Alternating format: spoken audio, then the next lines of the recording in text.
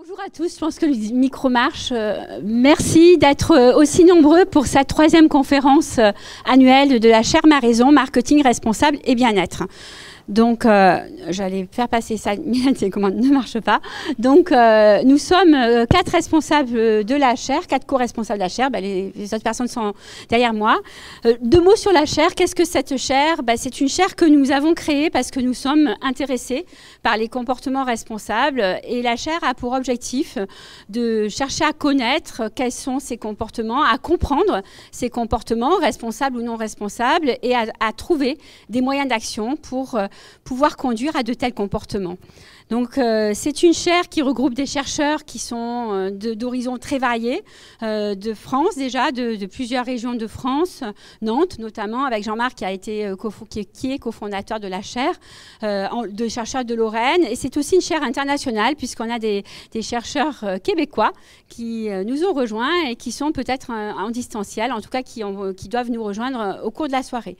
Donc, l'objectif de la chaire également est de travailler en collaboration avec le monde économique local, enfin quand je dis local c'est au sens large, Occitanie mais pas que, de toute la France, de pouvoir échanger également sur nos recherches, de pouvoir être force de proposition, également de pourquoi pas avoir des sujets de recherche, de travailler vraiment en collaboration parce que on trouvait que ça n'était pas fait suffisamment. Et dans une chaire il y a aussi des étudiants, on voit que les étudiants sont nombreux, donc bienvenue à vous tous. C'est toujours un plaisir justement d'avoir des échanges entre des universitaires, des praticiens et des étudiants. Alors la soirée, finalement, est un petit peu une représentation de tout ça, de tout ce que représente la chaire. Donc il y aura un grand moment il y aura plusieurs grands moments en réalité, et notamment un grand moment au cours duquel nous aurons une table ronde au cours de laquelle nous aurons 2 enseignantes chercheuses, donc Marie-Ève Laporte et Agnès Lecomte, mais également 2 représentantes du monde professionnel, donc avec Cécile Bodiguel et Mélissande Lisée. Donc la table ronde, j'ai dit, ça sera un grand moment de la soirée. Il y aura d'autres grands moments avec une présentation du baromètre. Alors en effet, nous avons un baromètre qui s'appelle Ma Raison responsable, un baromètre des pratiques responsables. Et c'est Jean-Marc Ferrandi qui a vraiment beaucoup travaillé sur le traitement des données, qui présentera les résultats du baromètre. Et comme je le disais, les étudiants, bien sûr, vous êtes aussi bienvenus dans cette chaire. Et nous aurons également des étudiants qui vont présenter les résultats de leur travail aujourd'hui, donc vous en saurez plus tout à l'heure, mais qui ont travaillé dans une séance de créativité, je veux dire que l'on appelait Innovation Thinking. Et donc ils vont vous donner quelques résultats de leur réflexion d'aujourd'hui. Donc, je voudrais déjà vous remercier d'être ici, soit en présentiel, soit en visio. Je voudrais vraiment remercier toutes les personnes qui soutiennent la chaire et toutes les institutions également qui soutiennent la chaire.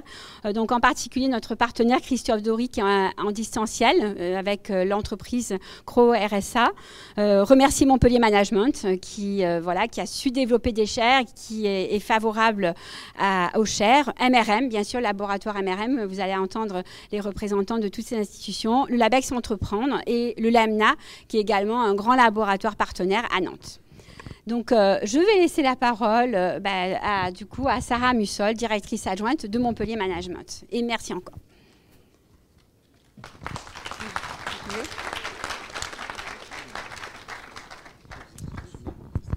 Chers collègues, chères participantes, chers participants, et puis bien sûr, chères étudiantes et chers étudiants, déjà, je voulais prononcer 2 mots au nom de Madame la directrice Sylvie Samut, donc la directrice de Montpellier Management, qui s'excuse de son absence. C'est toujours des moments qu'elle apprécie particulièrement, et donc elle voulait que je prononce ces mots en son nom. C'est toujours un plaisir d'accueillir ces événements à Montpellier Management, puisque on veut depuis de nombreuses années que Montpellier Management soit un lieu vraiment dédié aux échanges, à l'esprit critique. Et on pense dans ce cadre-là que les chaires sont vraiment un axe très important qui permettent à la fois d'allier la recherche et l'enseignement. Et comme le disait Marie-Christine à l'instant, la chaire Maraison est vraiment très importante dans cette stratégie-là, non seulement par les thématiques qu'elle porte de marketing responsable, mais aussi par les actions qui sont menées donc, en collaboration avec l'écosystème, dans les travaux de recherche et donc avec les étudiants, comme ça a pu être fait aujourd'hui. Donc tout d'abord, je voulais adresser mes remerciements donc, aux membres de la chaire pour leur engagement, pour leur travail remarquable, comme on peut le voir ce soir. Aux membres aussi, forcément aux porteurs de la chaire, aux étudiants qui vont présenter ce soir. Remercier également la communication de Montpellier Management pour le soutien qu'elles apportent à ces événements et pour le travail qui est mis dans ces événements. Et puis, je voulais redire quelques mots sur nos formations donc à Montpellier Management, notamment nos formations en marketing, puisque parmi notre offre de formation assez large, le marketing est une discipline forcément centrale. On a plusieurs finalement chaires en marketing à Montpellier Management et 5 masters qui permettent finalement d'allier cet esprit critique à la fois dans la formation et la recherche. Et puis peut-être comme vous, ce matin, je me suis réveillée assez déprimée en regardant les résultats et donc j'ai décidé de regarder un peu sur quoi on pouvait rebondir et j'ai décidé de remonter à Épictète et je voulais juste vous partager cette phrase avant de vous laisser à cette soirée de réflexion. Donc Épictète nous disait: de toutes les choses du monde, les unes dépendent de nous, les autres n'en dépendent pas. Celles qui en dépendent sont nos opinions, nos mouvements, nos désirs, nos inclinations, nos aversions, en un mot, toutes nos actions. Et donc, en ces périodes de grands enjeux écologiques et sociétaux, je pense que ce genre de soirée est très importante pour nous rappeler l'importance de réfléchir sur notre responsabilité en tant que marketeur, certes, en tant que consommateur ou tout simplement en tant que citoyen. Donc, merci Marie-Christine, Béatrice, Anne, Jean-Marc pour cette soirée. Et puis, je vous souhaite à tous de beaux échanges.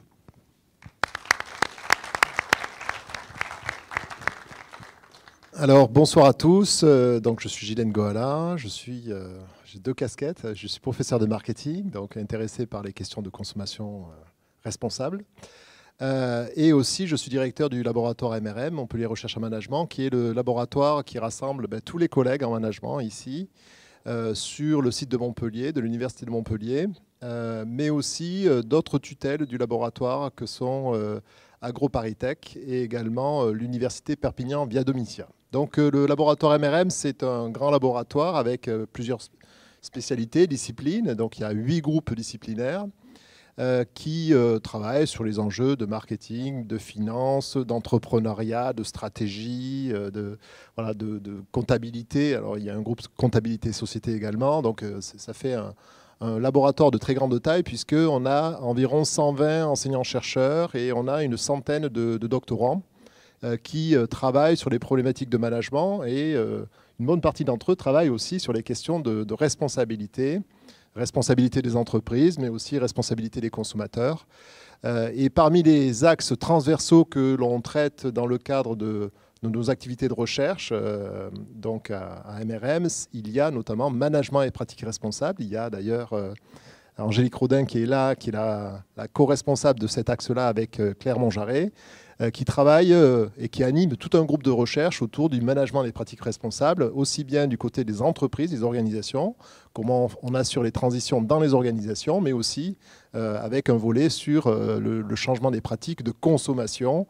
Et d'ailleurs, le thème de ce soir va être un thème qui va faire écho à tous ces travaux qui sont réalisés. Donc on est ravis d'être là pour écouter effectivement toutes ces présentations, toutes ces activités. Je souhaite la bienvenue aussi à mes collègues qui viennent d'ailleurs, donc que ce soit Agnès notamment, ou Marie-Ève qui est là à côté aussi, voilà, qui est là aussi. Donc l'on côtoie au sein de l'Association française de marketing et qui sont des grandes spécialistes de ces sujets. Notamment sur la manière dont on peut accompagner le changement, influencer le changement dans un sens positif, ce qui pose quand même beaucoup de questions aussi sur le sens du marketing, ce qu'il peut apporter, ce qu'il peut aussi contribuer à faire dans notre société, avec parfois peut-être des dérives aussi sur certaines pratiques de marketing, mais en tout cas, c'est l'occasion d'interroger les pratiques de marketing et les pratiques de consommation ce soir dans le cadre de cet événement. Donc, longue vie à cette chaire Maraison qui a été lancée il y a donc 3 ans déjà, 3 ans, qui prend son envol, qui se développe et qui fait partie des projets phares aussi, aussi bien pour notre groupe marketing, MRM, mais aussi pour MRM au sens large, puisque c'est un groupe extrêmement dynamique autour de ces sujets. Voilà. Bienvenue à tous et encore merci pour l'invitation.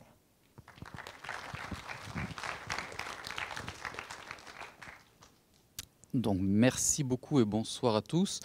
Alors, j'interviens ici au titre du LabEx Entreprendre, donc un laboratoire d'excellence en entrepreneuriat au sens large. On a une conception très, très large de l'entrepreneuriat à Montpellier, donc le marketing fait partie de l'entrepreneuriat. Voilà, et je voulais donc remercier les responsables de la chaire Ma Raison, Marie-Christine notamment, et tous les collègues, de m'avoir invité à venir dire un mot d'accueil aujourd'hui. Alors, j'ai plaisir à être ici pour plusieurs raisons. La première raison, c'est celle de l'excellence. Donc, l'excellence en matière académique, c'est évidemment de faire de la recherche, de la recherche qui est évaluée dans des processus très sélectifs et très longs par des pairs, mais qui est souvent diffusée dans des arènes assez confidentielles. Et puis, l'excellence, c'est aussi le transfert de ces connaissances. Nous sommes des disciplines dites praxéologiques, tournées vers l'action. Et l'excellence de nos recherches est liée à notre capacité aussi à les diffuser, à permettre qu'elles éclairent la prise de décision des acteurs, qu'ils soient publics ou privés. Et donc, une table ronde, une conférence comme aujourd'hui qui mêle praticiens et chercheurs traduit bien ce souci d'excellence que nous avons. Et puis, j'ai également un plaisir d'être ici en raison de la thématique, alors thématique de la chaire en général et puis thématique de la conférence. Alors, Sarah a évoqué les résultats des élections présidentielles aux États-Unis. J'ai pensé à la même chose, évidemment, et l'actualité politique aux États-Unis m'amène à m'interroger sur la place qu'occupent les enjeux de soutenabilité dans les préoccupations des électeurs, et des électeurs qui sont aussi des consommateurs. Et donc, peut-être que les débats d'aujourd'hui vont nous permettre de nous éclairer un peu là-dessus. Alors, les experts nous disent que nous avons dépassé 6 des 9 limites planétaires. Mais est-ce que ces experts sont audibles auprès des électeurs et des consommateurs? Peut-on attendre des clients qu'ils modifient de façon substantielle leurs attentes, leurs comportements pour changer significativement la donne? J'espère que les spécialistes du marketing vont pouvoir nous éclairer sur ces questions. Personnellement, j'ai des doutes, mais je ne suis pas marketeur. Peut-on attendre des entreprises qu'elles modifient leur modèle d'affaires et qu'elles arrivent à vendre des propositions de valeur différentes que les propositions de valeur classiques? Là aussi, j'ai des interrogations. Quel peut être le rôle des pouvoirs publics dans ces changements, et quand on voit la défiance qu'il peut y avoir auprès des pouvoirs publics, quel peut être leur rôle, leur pouvoir de changer efficacement les comportements. Alors, j'ai d'ailleurs remarqué que, sans doute, vous aviez des doutes aussi, parce que j'étais un peu surpris par le titre de la conférence. Osons, alors c'est osons une consommation plus responsable. Alors, dans le osons, j'ai vu une sorte de grande ambition, et puis dans le plus responsable, un peu timide. C'était pas osons une consommation responsable, mais osons une consommation plus responsable. Et alors, j'ai vu là comme un signe que vous aviez peut-être des doutes sur la capacité ou notre capacité en tant que chercheur à modifier sensiblement la donne. Alors, c'est vrai que l'étude des paradoxes, des tensions, des difficultés, ça fait tout l'essence de la recherche académique. Et donc, je ne doute pas que les échanges aujourd'hui vont être d'une grande teneur. Donc, je vous remercie.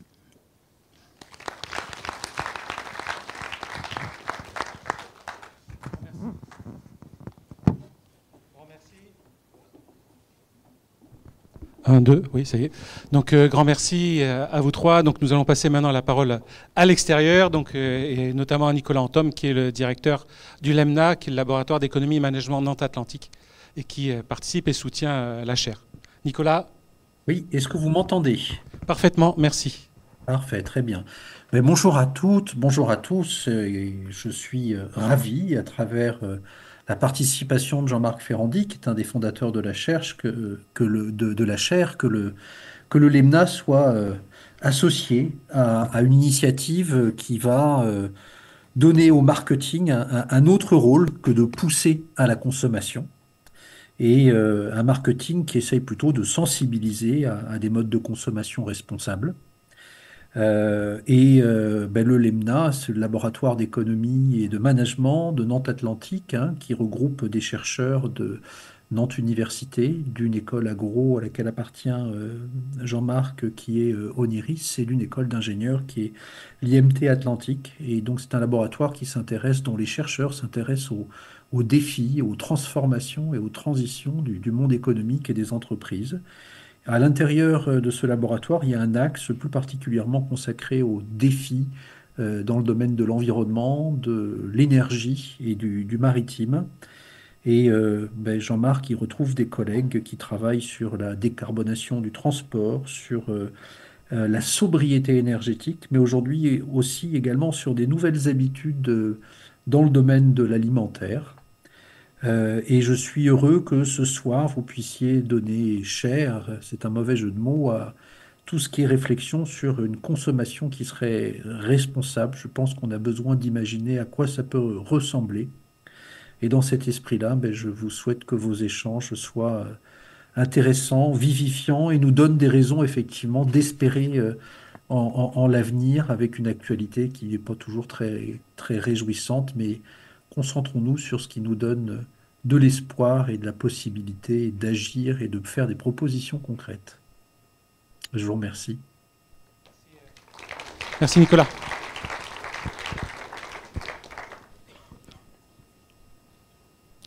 Et donc maintenant, nous allons passer la parole à notre partenaire Christophe Dory, donc associé fondateur de Crow RSA. Christophe, tu as la parole. Est-ce que vous m'entendez? Parfaitement. Ouais. Bon, oui. Bonsoir à tous.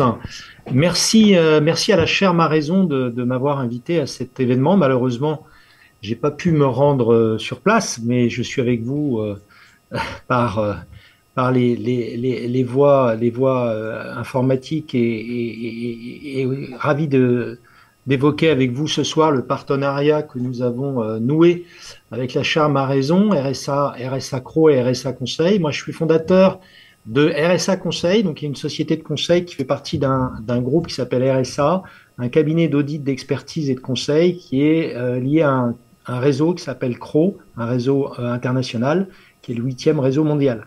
Pourquoi avons-nous noué un partenariat avec la chaire Ma Raison? Et encore un grand merci à Anne, Marie-Christine, Jean-Marc et Béatrice, parce que nous croyons qu'il est important et il est intéressant et il est même enrichissant de s'associer avec nous, entreprises privées, qui développons des offres RSE au sein de notre groupe. Il est important pour faire le pont et le lien entre le monde de l'université, qui est un monde, en tout cas vis-à-vis de la chaire Ma Raison, un monde d'excellence, et le monde du travail. Et preuve en est qu'on a accueilli cette année, il y a quelques mois, pendant 4 ou 5 mois, une étudiante qui était donc en master à MoMA, enfin Montpellier Management, et qui nous a rejoint pendant, je crois qu'elle est peut-être dans la salle d'ailleurs, il me semble que je la vois, et donc merci, et donc qui nous a rejoint pendant 4 ou 5 mois pour travailler avec nous sur des sujets essentiellement RSE, pour construire des pitchs, pour préparer des entretiens et pour préparer également le futur de la responsabilité sociétale des entreprises. Donc on est ravis d'accompagner pour la 2e année la chaire Ma Raison. Et encore une fois, encore un grand merci pour cette invitation.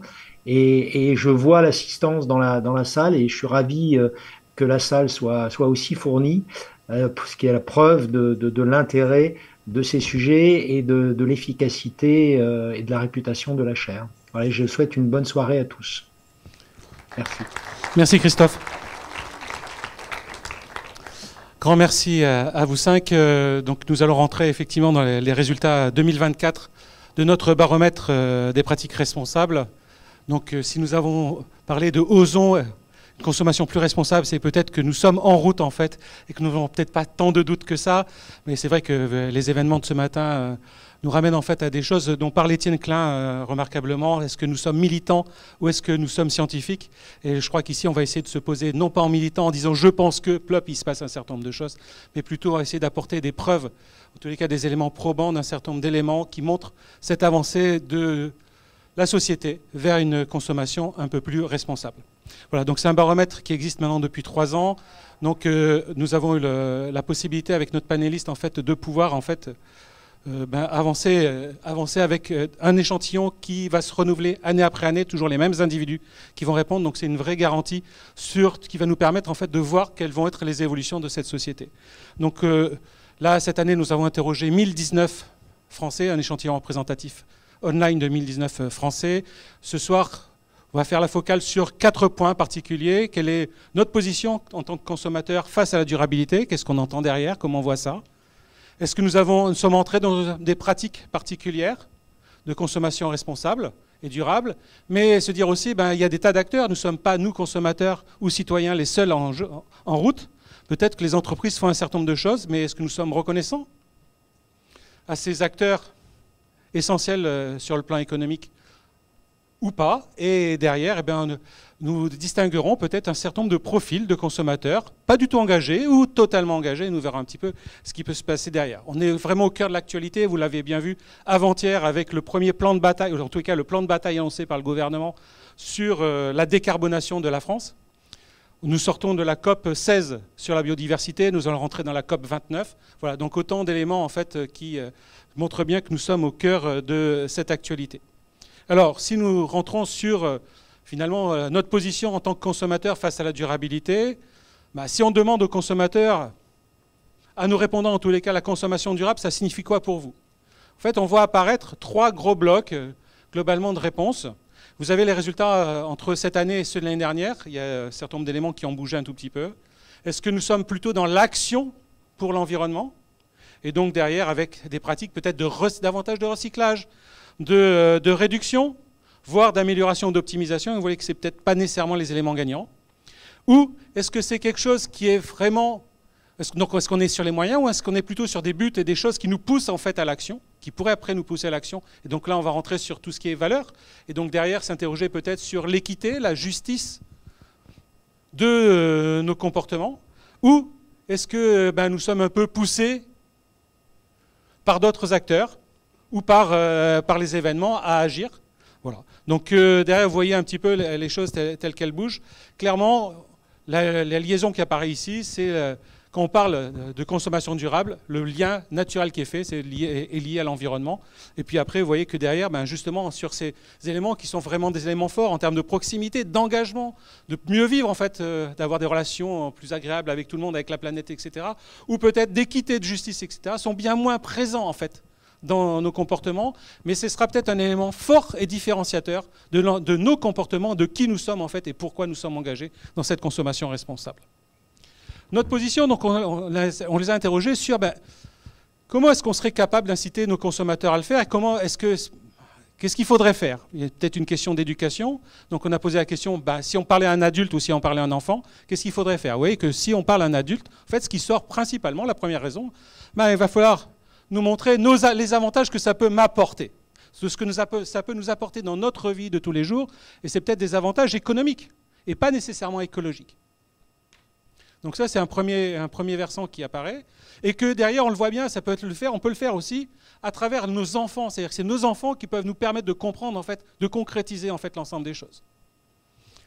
Est-ce que si je dois trier mes déchets, est-ce qu'en me donnant un petit papier, ça me suffit pour comprendre comment je dois remplir les sacs? Ou peut-être que grâce à l'école et à l'éducation des enfants à l'école, les enfants vont apprendre qu'est-ce qu'il faut mettre dans chacun des sacs et ils vont intervenir auprès de moi pour me dire « Papa, t'as pas bien compris l'histoire là, ça va dans ce sac-là. » L'autre côté, quand on est pour les enfants, on voit bien que tout d'un coup, on retrouve notre âme d'enfant. Et ce qui est important, en fait, c'est vraiment cette capacité de jouer, d'être en action, de vivre des expériences pour pouvoir l'intégrer dans notre vie. Et c'est vraiment ce qui apparaît ici, à travers des expériences clairement du moins de tri, de gestion des déchets, ou derrière, pouvoir mener des actions civiques. On va ramasser dans la nature ensemble, on va aller voir un peu qu'est-ce qui peut traîner, comment on pourrait faire ça, et puis découvrir l'ensemble des choses, aller sur un potager partagé, faire un certain nombre d'actions, comment pouvoir le faire. Donc vous voyez que deux façons très différentes en fait, d'aborder les choses en fonction de l'âge. Ça veut dire que derrière, il va falloir tenir compte peut-être de cet élément pour pouvoir cibler petit à petit en fait, chacun des acteurs. Mais alors, quand on les interroge, mais vos pratiques durables, en fait, qu'est-ce que vous diriez ? En fait, il y a 3 gros blocs. Hein, c'est lié aussi aux modalités qu'on a proposées, mais quelque part, il y a mes pratiques, elles sont liées à des pratiques anti-gaspillage. Alors, je peux le faire pour la planète ou je peux le faire pour moi. Hein, donc, par rapport à ça, effectivement, je vais recycler, réduire, réutiliser des objets. On voit bien le seconde main, et je vais revenir juste après. Acheter davantage ou vendre des produits d'occasion, etc. On parle même, ce qui apparaît aujourd'hui, réduire en fait les bouteilles d'eau qu'on peut utiliser, enfin qu'on voit un peu quel est l'impact sur nos océans, hein, puisque dans 15 ans, il y aura plus de bouteilles de plastique que de poissons dans l'océan, en tous les cas en tonnes. Donc ça pose un certain nombre de questions. Et puis derrière, peut-être que c'est aussi consommer autrement. C'est se dire, on peut bouger peut-être un petit peu la ligne, et se dire, tout d'un coup, pourquoi est-ce que ça finirait finalement à la poubelle ? Peut-être que je peux apprendre à cuisiner les restes, et puis on peut être accompagné avec des applications anti-gaspillage, pour ça, comme Frigo Magique, par exemple, ou derrière, essayer d'ajuster notre consommation, nos besoins, réduire cette consommation, être un peu plus citoyen dans notre consommation, peut-être un peu plus collaboratif. Donc imaginer les choses différemment. Et puis il y a des choses qui sont en train de bouger sur nos pratiques de transport. Et derrière, est-ce que je privilégie ou pas, dans mes moyens de transport, les transports en commun ou le covoiturage? Comment est-ce que je peux envisager les choses différemment? Vous voyez que par rapport à l'année dernière, par rapport à tout ça, il y avait 2% des gens qui disaient qu'ils ne faisaient rien. Cette année, on a 1%. Est-ce que c'est significatif ou pas? J'en sais rien. D'accord? Bon, c'est quand même très minime, mais c'est en tous les cas un signe intéressant. Alors, on est allé voir un peu, on ne s'est pas intéressé que à l'alimentation en fait. On s'est dit, on va essayer d'élargir un petit peu les choses sur le baromètre. Les objets de seconde main, nous sommes 77% à acheter des objets de seconde main. Alors quand on interroge pourquoi on le fait, on le fait parce que c'est moins cher. Ce n'est pas la raison principale, ce n'est pas le respect de l'environnement. Peut-être que là, il y a déjà encore un biais, c'est-à-dire qu'on leur a donné ça comme réponse. Donc naturellement, je n'aurais pas naturellement pensé, mais je vais quand même donner cette réponse-là. Mais globalement, ce qui sort, c'est effectivement cette histoire de prix. La même chose, en fait, que quand on dit, quand vous partez de la maison, qu'est-ce que vous faites avec les appareils électriques? Vous les éteignez ou pas? Vous voyez que il y en a 32% des Français qui systématiquement vont éteindre leur appareil électrique. Et puis derrière, c'est pourquoi en fait, on revient à une histoire économique, pure et simple. C'est vraiment réduire la facture. Si je reviens sur la seconde main, on leur disait, mais si vous ne faites pas vous consommez pas des objets de seconde main, qu'est-ce que vous faites? Les objets que vous avez, vous ne faites plus rien, qu'est-ce que vous avez fait? La première chose que je fais, c'est essayer de les vendre. Et si j'y arrive pas à les vendre, à ce moment-là, on ira voir des associations. Et si vraiment j'en sors pas avec les associations, on ira peut-être voir autour de soi. Donc il y a vraiment des stratégies très différentes qui sont faites. Si on rentre dans l'alimentation, ça va s'exprimer en fait ce qu'on voyait tout à l'heure, cet aspect environnement. Derrière, il y a des choses qui rentrent dans la communication qui peut être faite au fil de l'eau. On fait davantage attention aux produits de saison, DLC, local, fruits et légumes moches, etc. Puis on voit apparaître des choses qui montrent petit à petit le bien-être animal notamment, l'empreinte carbone. On y prête attention. Est-ce que je comprends de quoi je parle? Quand on parle d'empreinte carbone, on verra ensemble que c'est peut-être pas si clair que ça, mais bon. Ça, c'est la première facette. La deuxième facette, c'est de dire, en fait, quand je fais cette consommation, c'est peut-être moins consommer. Moins consommer, c'est je vais me limiter à ma consommation, à ce que je vais consommer. J'ai peut-être pas besoin d'en prendre plus que ça. Ce qui interroge sur des pratiques de promotion en particulier, d'accord, qui finissent au fond de placard et qui vont finir par être jetées. Je vais passer à des pratiques de vrac, etc. Et puis, il y a des choses qui sont liées plutôt au domaine de la santé. Donc, moins de viande, bio, je vais faire attention au label, etc. Et puis derrière, au bout du compte, on revoit apparaître un tout petit peu l'éthique. Mais là encore, alors qu'on pourrait s'attendre à ce qu'à partir du moment où on est sur la consommation durable, qu'on soit plutôt sur une consommation pour autrui, pour la planète, etc., qui ferait que normalement ça devrait encourager des comportements complètement altruistes, ce n'est peut-être pas toujours le premier moteur, en tous les cas, à prendre en compte. Alors nous déclarons clairement engagés, hein, engagés pour sur 10 points en fait, vous voyez, donc on est, si on était sur 20, on est à 12,5, à 12 à peu près déclarés sur notre engagement au niveau alimentation durable, mais on ne trouve que quand même, hein, on est à 13,5 à peu près, donc d'accord, à 13,5, que notre comportement il est vraiment respectueux. Et quand on leur a demandé, en fait, mais finalement, voilà, qu'est-ce qui se passe? Qu'est-ce que vous faites? Ben oui, il y a des choses qui sont en train de bouger. C'est-à-dire qu'on commence à récupérer on part avec nos box quand on sort du restaurant. On cherche peut-être des moyens de réduire un peu notre impact, etc. On voit bien, c'est dans l'air du temps. Enfin, les choses sont en train de bouger. Mais est-ce que vous êtes prêts à faire est-ce que nous sommes prêts à faire des sacrifices? Est-ce que nous sommes prêts, là, on en parle en ce moment, hein, à avoir une taxe? Donc on le voit bien, là, c'est sur le transport. Mais est-ce que nous sommes prêts à payer une taxe environnementale? Non. Clairement, il ne faut pas se voiler la face. Et puis, quelque part, on a quand même un peu le sentiment qu'on en fait quand même suffisamment déjà.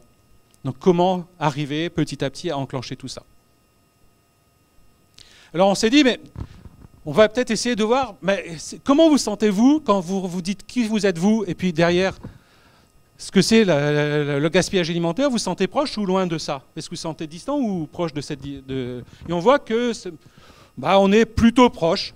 Une forme de proximité en tous les cas, une faible distance entre ce que nous sommes, comment je me conçois et ce gaspillage alimentaire, qui fait que ce gaspillage, on le perçoit plutôt de manière concrète, avec un consommateur, quand on lui a posé des questions, c'est synthétisé ici, qui s'interroge plutôt sur le comment ne pas gaspiller, plutôt que sur le pourquoi. Aujourd'hui, on est passé sur le comment. Et c'est un élément important, ça veut dire que derrière, ça veut dire que nous sommes en capacité d'entrer en action. Alors, sur un thème qui nous intéresse fortement, et puis si vous avez envie, vous pourrez lire dans le prochain numéro de Décision Marketing un article sur l'upcycling et en tant que business model durable. Mais on s'est dit, quand je regarde cette pratique d'upcycling, c'est-à-dire que la façon dont on va pouvoir réutiliser en fait peut-être certains éléments qui n'étaient pas tout à fait gardés jusqu'à présent, hein, qui auraient pu être jetés, on s'est dit, on les a mis dans deux situations. Vous avez des biscuits là qui sont fabriqués soit avec de la farine normale, soit avec du pain, du moins avec des restes des pains qu'on a récupérés parce qu'ils étaient invendus. Vous avez des défauts de fabrication, mais on ne pouvait pas les vendre directement.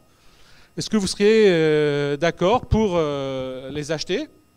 Et derrière, est-ce que si je fabriquais une crème de beauté, c'est le cas d'une start-up française, c'est pareil pour les biscuits, il y a des start-up françaises qui sont sur ça, mais est-ce que quand vous êtes avec des noyaux de pêche, est-ce que derrière, vous iriez ou pas? Vous voyez que clairement, on serait globalement prêt à y aller. Est-ce que derrière, est-ce que vous serez prêt? Est-ce que ça vous intéresse? Ouais. Est-ce que vous êtes prêt à acheter? Ouais. Donc on s'est dit, on va essayer de voir un peu ça en termes de prix. Parce que c'est une vraie question, c'est-à-dire que derrière, l'air de rien, de pouvoir récupérer, de réintégrer des ingrédients qui ne sont pas naturellement prévus dans les process de production, notamment sur l'alimentation, mais on en parlera peut-être sur les cosmétiques tout à l'heure à travers la table ronde, c'est pas gagné pour autant, et que derrière, ça va renchérir en fait les coûts de production, voire les coûts de logistique pour récupérer en fait l'ensemble des matières premières. Est-ce que vous seriez prêt à payer un delta supplémentaire? On a pris 3 cas. Le premier, on s'est dit, on a demandé aux consommateurs, vous avez des pâtes, elles sont vendues vos pâtes traditionnelles sont vendues à 2,45 €. Et vous avez un pack qui est recyclé, un pack non recyclé. Vous prenez lequel?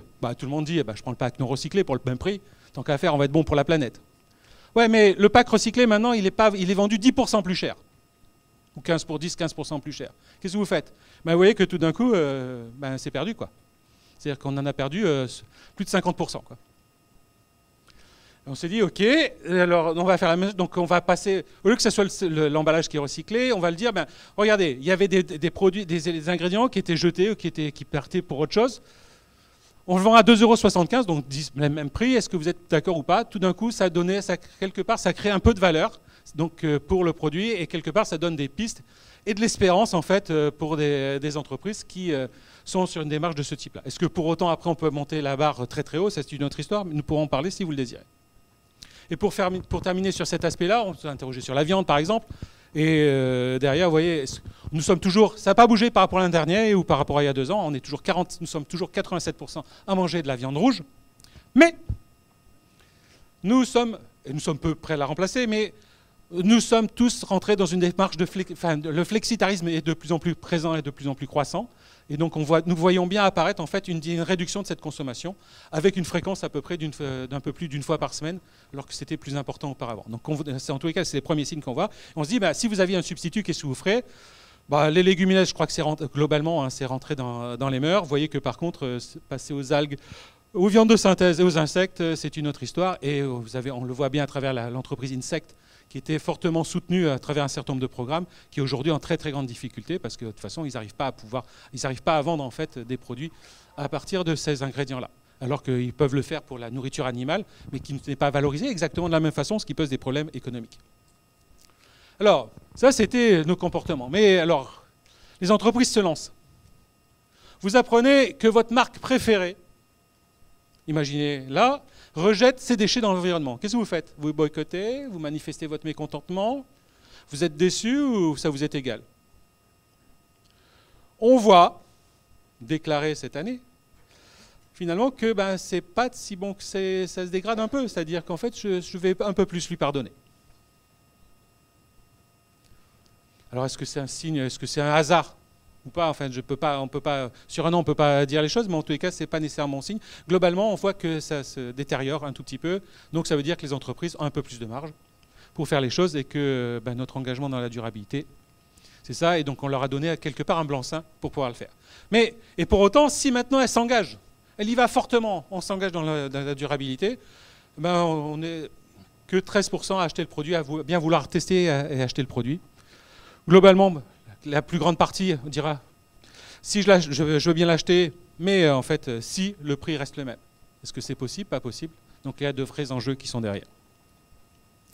Et derrière, je vais accélérer un tout petit peu, mais quels seraient les critères à prendre pour juger cette entreprise? On voit bien qu'on fait la part entre trois choses. Est-ce qu'on est vraiment sur quelque chose qui est la réduction des déchets?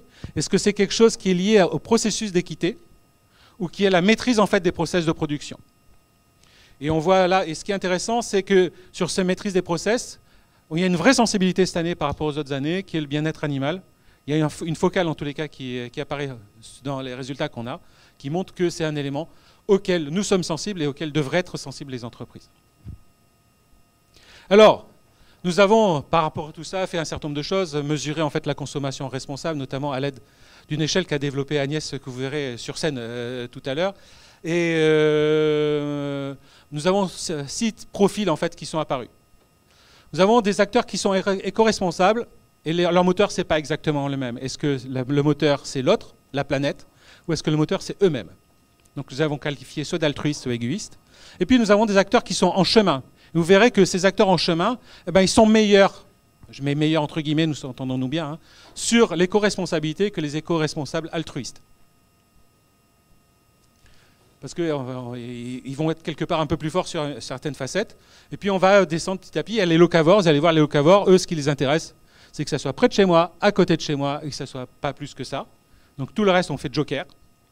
Et puis après, vous avez ceux qui sont un peu au commencement, et puis ceux qui sont complètement éco-responsables. Plus vous êtes jeune, plus vous êtes dans la non-éco-responsabilité, ce que montrent les résultats. Plus on est vieux, plus on est dans l'éco-responsabilité altruiste. Je ne sais pas si c'est un signe du hasard. Peut-être nous sommes un peu plus matures, mais pour autant, ça ne veut pas dire que vous qui êtes là aujourd'hui, ce soir, vous n'êtes pas du tout éco-responsable. Hein, c'est que derrière, il y a peut-être des choses qui font qu'on est peut-être un peu plus on va l'exprimer en tous les cas sous des facettes différentes. Alors juste 2 cartes hein, pour vous, histoire. Donc ça c'est le marketeur que je suis qui va réutiliser les cartes pour faire un certain nombre de petites choses. Mais en fait, là c'est par rapport aux achats. On leur a demandé où est-ce que vous avez. Donc là vous avez les lieux d'achat qui sont discriminants. Quels sont les critères d'achat que vous utilisez et qu'est-ce que vous lisez sur les étiquettes. Alors je vais juste m'intéresser aux altruistes, hein, d'accord, ou aux égoïstes pour que vous voyez un peu les différences. Quand on est altruiste ou en chemin, en fait, ils sont sur la même facette. Ils vont aller en AMAP, dans les magasins bio, sur les producteurs, enfin bon, peut-être dans les magasins surgelés, ce qui va être leur caractéristique. Lire le label, où est-ce qu'on en est en nutrition, des choses comme ça. L'impact carbone. Et on va utiliser comme critère la composition du produit, le fait que ça soit bio, etc. Par contre, le prix, la marque, etc., ce n'est pas notre problème. L'égoïste, lui, il est plutôt sur d'autres critères. C'est-à-dire les critères il est lié à l'origine, sur la saisonnalité, sur la qualité. Et vous verrez que, en fait, finalement, ce qu'il va lire, comme les locavores, c'est en fait des choses qui sont liées à l'origine. Et puis derrière, si vous prenez le non responsable ou au commencement, en fait, on retrouve le non responsable. Le non responsable, en fait, lui, son critère, c'est la marque. de manière différenciée, ça ne veut pas dire qu'il n'est pas sensible aux autres, mais de manière symptomatique, c'est plutôt la marque. Et celui qui est en commencement, il est encore centré, très centré sur le prix. Donc il a peut-être des contraintes aussi, hein, d'accord? Et si, juste pour terminer, on regarde par rapport à nos gestes, et les gestes qu'on peut avoir de comportement responsable, et qu'est-ce qu'on fait en acte responsable globalement, vous voyez que là encore, il y a des choses qui sont intéressantes. Ça veut dire que derrière, quand on est altruiste ou en chemin, finalement, ce qui est important, c'est d'avoir une consommation collaborative, citoyenne, je suis vraiment sur le local, sur le compost, sur le bio, sur le vrac, etc. Je m'intéresse au bien-être animal et tout. Quand je suis l'égoïste, lui, il dit pas ça, il dit en fait, moi, je suis plutôt centré sur moi parce que je suis sur des choses que je peux faire. L'autre, celui d'en haut, vous voyez bien qu'il est plutôt sur qu'est-ce que c'est en termes de valeur. Enfin, il y a des choses de cet ordre-là. Sur les buts, en fait, l'autre, il est rentré sur les moyens et sur derrière, se dire comment est-ce que je peux faire un certain nombre d'actions. Ce qui nous fait dire, en fait, finalement, juste avant pour terminer, on s'est intéressé quand même à cet impact carbone, qu'est-ce que ça fait. Donc, on a pris 6 produits. Par rapport à l'année dernière, on a rajouté un. On s'est dit, peut-être, on va obtenir un des meilleurs scores, qui est le steak de bœuf. Normalement, si je réfléchis, si je suis bien j'ai obtenu l'information, je devrais naturellement dire que c'est celui qui a l'impact carbone le plus fort, même si je ne sais pas à quoi ça correspond, etc. Ben, quand on regarde, on a quand même un Français sur 5 qui n'est pas capable de donner une seule bonne réponse, et nous sommes à plus de la moitié, d'accord, des Français qui donnent au mieux une bonne réponse. Ça veut dire que derrière, en fait, on sait que plus l'impact carbone est fort, moins c'est bon, mais ça ne nous évoque rien du tout. Et surtout, ce qui est intéressant, c'est que quand on les croise avec l'ensemble des autres variables, de toutes les façons, ça ne change rien à nos comportements, à ce qu'on fait en termes de consommation responsable. Donc c'est un indicateur, mais ça ne nous permet pas de passer derrière. Et on peut même le voir à travers le numérique. Hein. Sur le numérique, on leur a demandé, mais est-ce que vous avez une idée? On leur a juste demandé, donc c'est du déclaratif. Est-ce que vous savez que vous avez une idée de l'impact que ça peut avoir? L'envoi d'un email, de discuter pendant 1 heure sur les réseaux sociaux. Enfin bon, hop! Ceux qui répondent, en fait, ceux qui sont très forts, c'est ceux qui sont éco-responsables. Ceux qui sont non éco-responsables, c'est une catastrophe en termes de connaissances. Voilà, donc c'est une connaissance très relative. Et vous voyez que... voilà. Donc pour conclure, et j'en terminerai avec ça, nous sommes, nous aujourd'hui, encore consommateurs beaucoup plus très ambigus, plutôt indulgents avec nous-mêmes qu'avec les autres, et pas nécessairement reconnaissants en fait, de ce qui peut être réalisé. Ça, c'est le premier point. Le deuxième point, c'est que, quoi qu'il se passe, nous sommes en route, et c'est ce que montrent les résultats. Nous sommes en route vers davantage de responsabilité et d'éco-responsabilité, mais nous ne sommes pas encore tout à fait prêts au sacrifice. Et enfin, troisième point, mais qui est pour moi le point fondamental, c'est quel est notre moteur en fait par rapport à tout ça. Et finalement, ce qu'on voit très clairement apparaître dans les résultats, et c'est ça la très grande force et leur très grande cohérence, c'est qu'en fait, il y a 2 vrais moteurs. Est-ce que c'est pour soi ou est-ce que c'est pour les autres et pour la planète? Les 2 orientations ne sont pas exactement les mêmes, j'espère que vous allez avoir montré ce soir. Plus je suis sur les valeurs, plus je vais travailler sur l'équité, la justice, etc. Et plus en fait j'ai modifié l'ensemble de mes comportements pour intégrer cet élément-là et je suis prêt à en payer le prix. Plus je suis centré sur moi, plus je vais travailler sur l'aspect économique. Ça veut dire que derrière, des applications comme Too Good To Go ont de beaux jours devant elles pour pouvoir, en tous les cas, nous enclencher par ce moyen-là vers de comportements plus responsables. Merci pour votre attention.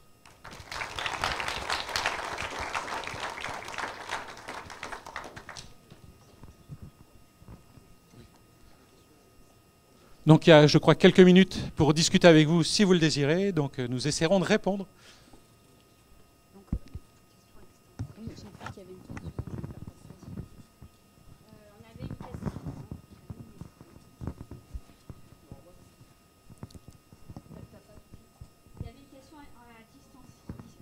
Il y avait une question en distanciel. Est-ce que l'échantillon est représentatif de la population française? La réponse est oui. La réponse est oui.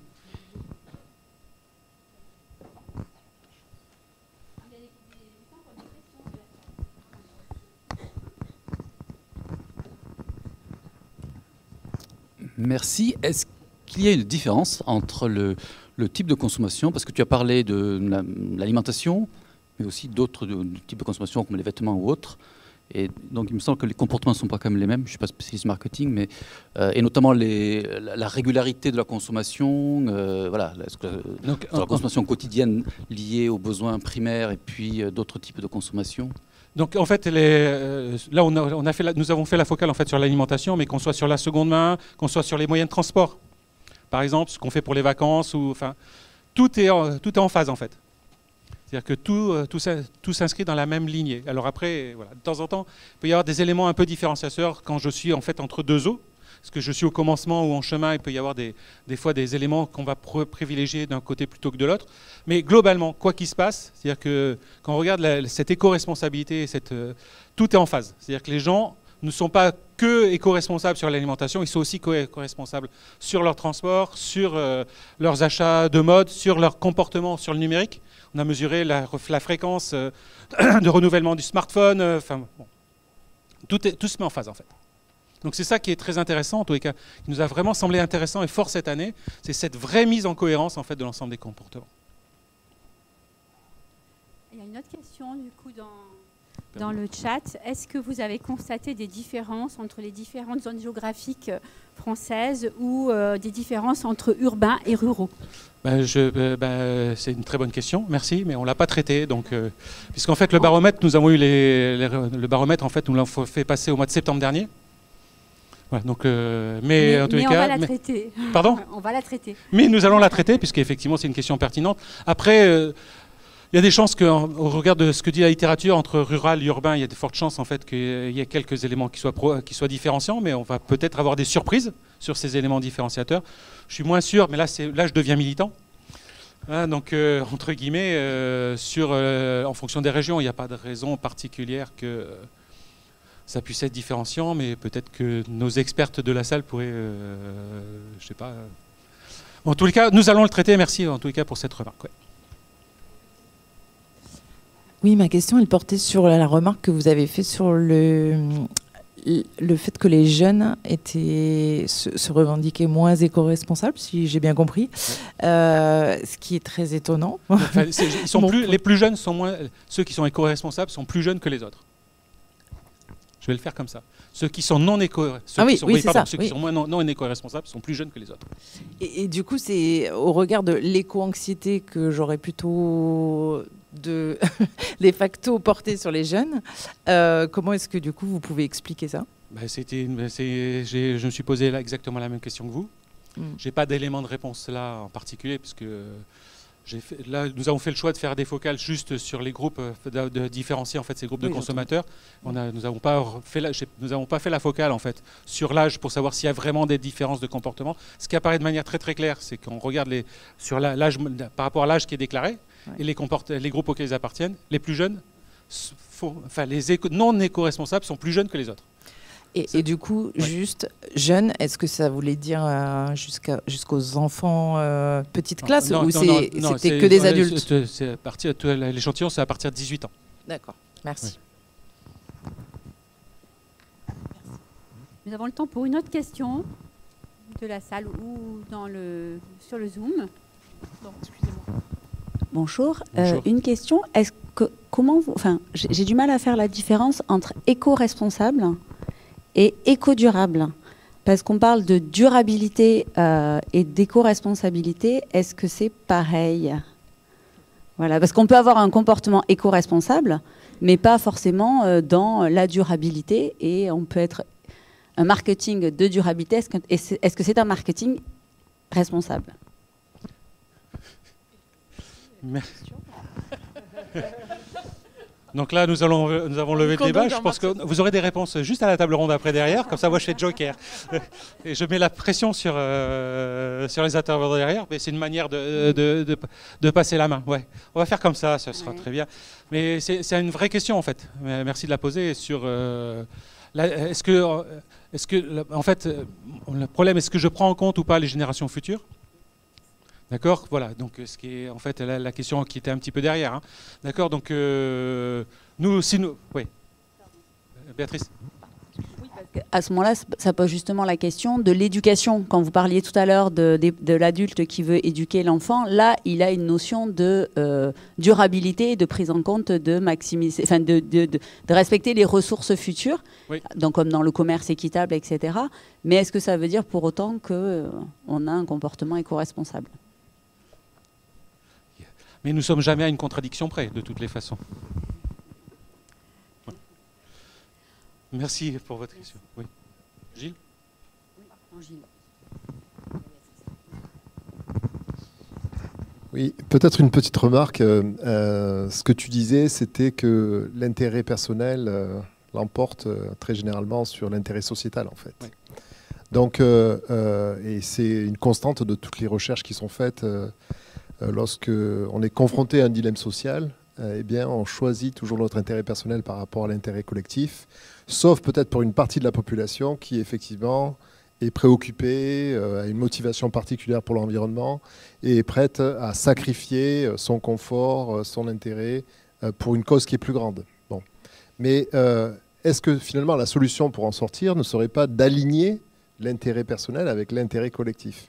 Parce que ce qui marche le mieux, on le voit pour les économies d'énergie ou pour d'autres formes de consommation, c'est lorsqu'il y a un intérêt économique à économiser l'énergie et qu'en même temps, ça contribue effectivement à réduire l'impact sur l'environnement. Et est-ce que ce n'est pas aussi l'un des enseignements de cette étude? Oui, ben, je suis d'accord. C'est-à-dire qu'effectivement, derrière, en fait, c'est le premier mot. C'est-à-dire grâce à cet intérêt personnel, on peut découvrir ensemble quelque chose qui peut nous porter collectivement plus loin. Et c'est ça en fait qui est l'élément fort, c'est-à-dire que derrière, on voit bien quels sont nos moteurs. En fait, là, ça retrans, c'est ce que tu redis, hein, c'est cet intérêt économique, cet intérêt personnel, etc. C'est ma première clé d'entrée. Et on le voit bien sur les cartes, en fait, sur le commencement, etc. La façon dont c'est en train de bouger. Mais en fait, les gens bougent, en fait, petit à petit, vont découvrir un certain nombre de possibilités, vont se dire, bon, en fait, c'est pas si dur que ça. Je peux faire un certain nombre de choses. Je vais pouvoir me rendre compte que ça peut avoir un effet que derrière pour mes enfants, pour mes petits enfants, pour hop. Il y a on revient là à ce moment-là de la durabilité, il y a des possibilités d'aller plus loin et de s'engager un petit peu plus. Mais on met le doigt et puis petit à petit, on peut y laisser le bras, donc entre guillemets, et qui nous permet de... Voilà. Ça vient, soit quelque part je suis convaincu dès le départ, ok, ça va le faire, mais sinon, en fait, c'est en faisant par la pratique et cet aspect concret que tout d'un coup, je peux passer à des auteurs un petit peu plus grande qui me permettent de donner plus de sens en fait encore à ce que je peux faire et pouvoir être transmetteur aussi par rapport à ça. Il y a une petite... merci oui. En tout cas pour les questions et les commentaires. Dernière question peut-être du chat avant de passer à l'étape suivante. Est-ce que ces résultats peuvent être applicables en Afrique et plus particulièrement au Cameroun? Il n'y a aucune raison que ça ne le soit pas. On va peut-être les exprimer différemment. Mais je ne vois pas pourquoi les Camerounais se comporteraient différemment des Français. Merci beaucoup. Merci beaucoup. Donc nous allons passer à l'étape suivante. Merci Jean-Marc.